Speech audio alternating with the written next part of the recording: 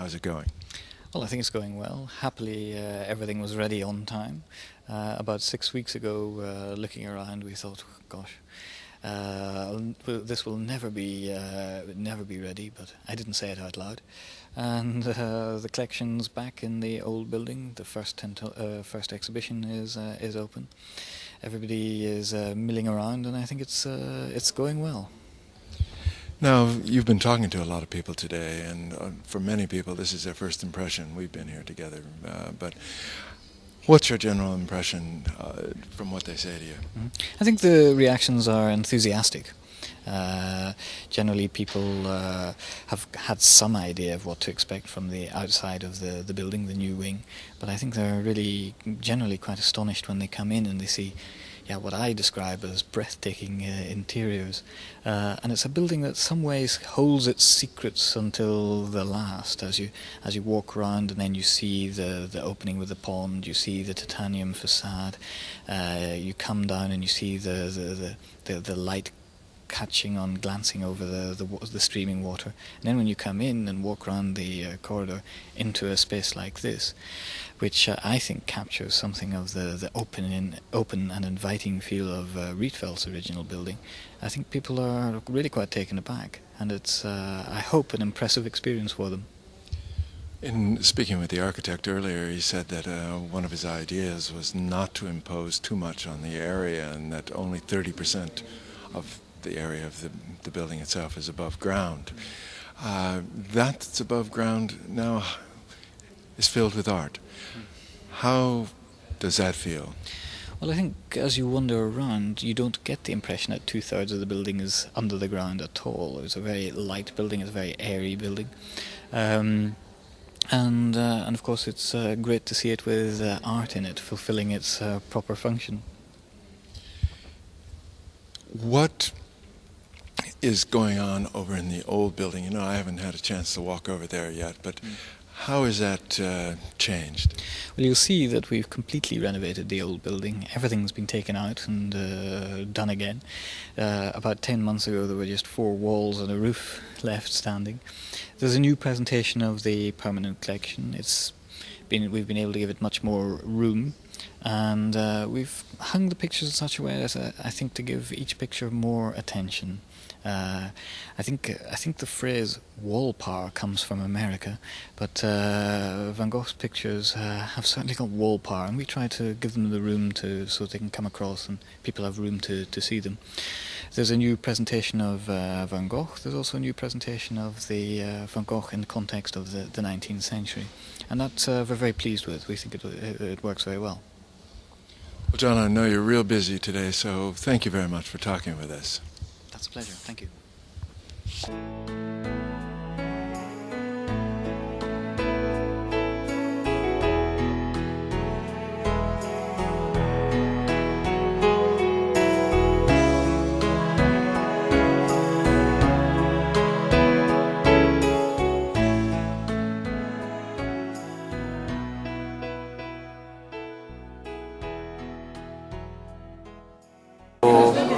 I made a more soft shape, especially facing to the museum frame, to keep the maximum visibility from the central area of the museum frame to the Rietveld building. And the most important thing is more than 70% of the building is underground to reduce the volume. To make architectural profile is quite low. It means I'm always trying to keep the original landscaping of the Rietveld.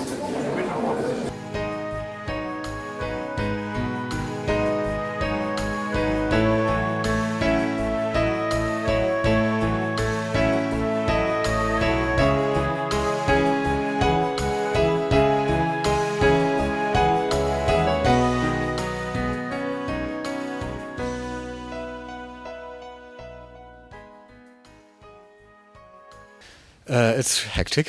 We're almost done. It's actually quite an experience to finally work with the new exhibition wing. I mean, you've seen the plans, you've seen a model, you've had a little, practice with little, tiny scale models.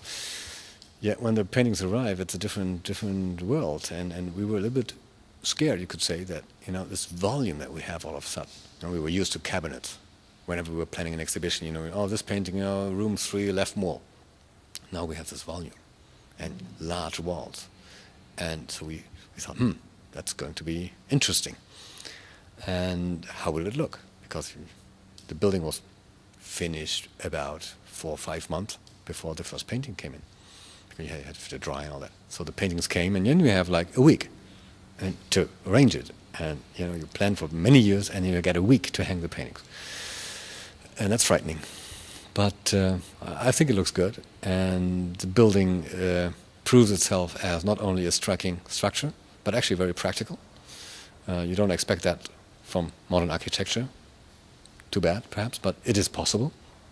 When the paintings were hanging, we finally could walk back and look at them from a distance and see them blend into each other and see the Impressionist paintings by Monet really from a distance. And we have a new lighting system which is either daylit or like an imitation of daylight. So you have a light that we believe is really adequate for the art. So we're very pleased.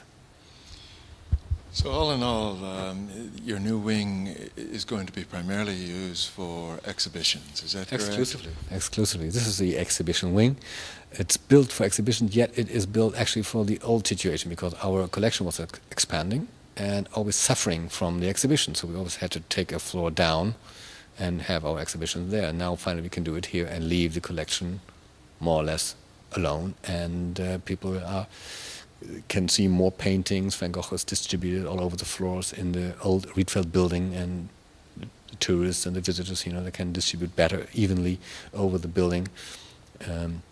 So collection and exhibition both benefit from this expansion.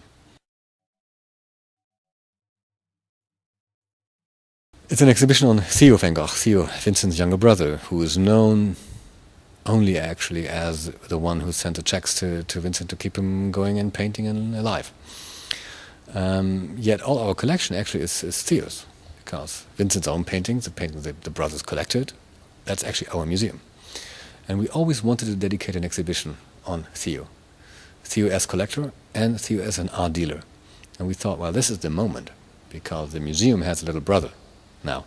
Now let's have the show on the little brother. And so what we're trying to do is to give an idea of what went through Theo's hands when he was a dealer in Paris. Between 1880 and 1890, he was the director of a branch of Goupil. Goupil was the dealer of art in Paris. And Theo sold in these 10 years about 1,000 paintings by 300 artists. Of course, they're not all here now. Some paintings we'll never find, really. But yet what we're trying to do is to give a panorama of what was to be seen in Theo's gallery, and not just the modern stuff, not just the academic stuff, really a mix of both. For the first time perhaps in the exhibition history, we have a room in which you can see a painter like Jean-Léon Gérôme. He was like the most expensive painter of the time, Orientalist, like you see the excursion of the harem on the Nile, like there's all kinds of paintings. In the same room you have Gauguin, paintings that were unsaleable. But everything was to be seen at Theo's gallery at the same time, and to give an idea of what could happen, what the whole panorama. That's the idea of the show. And I mean, we were a little bit worried that it could be a messy confusion, but I think it actually works quite well.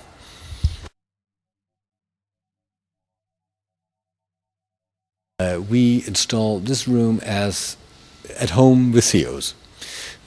Trying to give an idea, not really how it hung, but like how one could have hung this diverse collection. So we were trying to refrain ourselves from hanging art historically, like chronologically, like these paintings go together well. Now, whenever we were installing it, we had quite some fun. I think, oh no, this looks too nice. This cannot have been the case. So let's take it out. Let's do this there. And so I hope it looks nice, like how we would do it at home. And we have some pieces of the interior decoration. Very few. We don't have much of it. We have prints which we plaster the wall with because even though you have Gauguin, you have other pastels like Pissarro, like mixing, like looks like a big wall decoration. Because of course for Theo, this was like the art of my friends. So perhaps when you have prints or drawings or art from your friends, you hang them because you like them, you know, they mean something to you, and you mix it all together. You don't think that you will not charge an entrance fee for your friends to visit your apartment. So this is how we were trying to hang it, just like not really scholarly.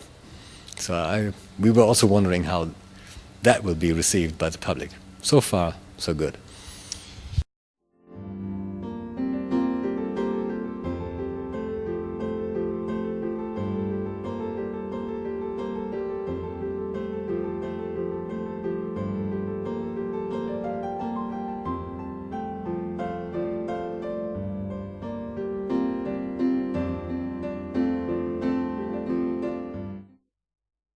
The exhibition is already en route quite a while. It's an exhibition on Kisho Kurokawa, the Kisho Kurokawa retrospective. It started in Paris, went to Chicago, to London, to Berlin. It's now here, finally in the building by the architect himself. What you see are scale models, and actually not just scale models. I mean, the Japanese model makers, I mean, it's unbelievable. We have wooden models, which are like table size. I mean, the detailing is incredible. I mean, there's one model of a building structure, not really a building, it's like a structure, and the maker of this model had to come to install it, because he's the only person in the world who can install this model. Then you have these miniature models, which are lit from below, and if you look closer, you can see an incredible amount of detailing in these tiny, tiny, tiny models. I mean, this is Japanese craft, I mean, the best.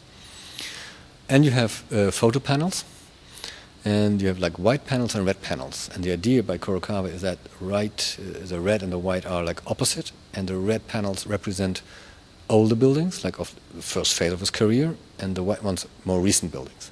And what he's trying to tell us is that although they look very different, that there is a line, a history, that his ideas of philosophy, and he's written many books about them, like symbiosis and organic materials and growth and contrast and all these things, that although it may look different, they actually have one idea.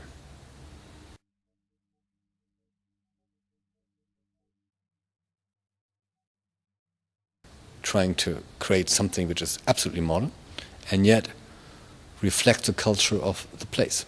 Same thing he does with the Van Gogh Museum. I mean, it's a geometrical form, answers to the existing museum by Gerrit Rietveld, which is like a kind of cube block structure. Although this looks very different, it is an answer to what we have already. So it's very individual, yet takes into account what is there already. It's also, again, a very Japanese approach. I mean, you just don't put something without any context, but you really take into account what there is.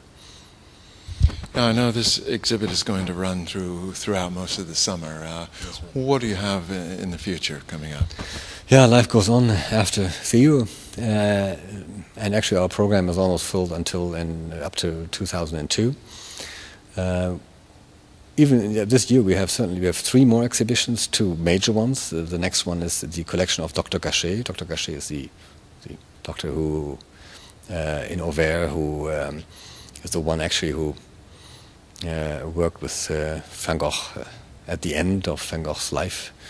A very outspoken person, a very peculiar person, an amateur painter, an amateur musician, amateur poet, amateur collector, amateur everything. Some even say he was an amateur doctor, but he had a degree.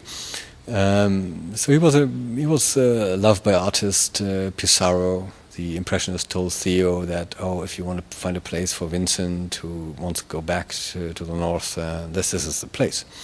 And a lot of artists like Cézanne, Pissarro, and others left work with this doctor. And so there is this very strange heterogeneous collection, which the son of this doctor then left to the French state. So most of the collection is owned by the French museums, and they will be here on view from September. And since there are like about 10 Van Goghs, for us it's something we had to have. We have a small show on drawings by Millet. Millet is perhaps the single artist Van Gogh loved the most. And later in December we have a big show, and then we're going to use this new wing with all its means, mixing media, photography and sculpture, decorative art and painting. It's a show on Prague around 1900. We have a series of like city portraits, cities around 1900. We had Glasgow, we had Vienna, now it's Prague. And maybe the last lone show from Prague for forever, because the museums that they're building there in the Czech capital are almost completed. So after that they will be reluctant to lend objects of that quality and that scale ever abroad. So I think we'll have going for a great treat at the end of the year. And it goes on and it's gone. And the last high point I can mention already is you should book your tickets already if they were available. It's in the early 2002. It's Van Gogh and Gauguin, the Studio of the South.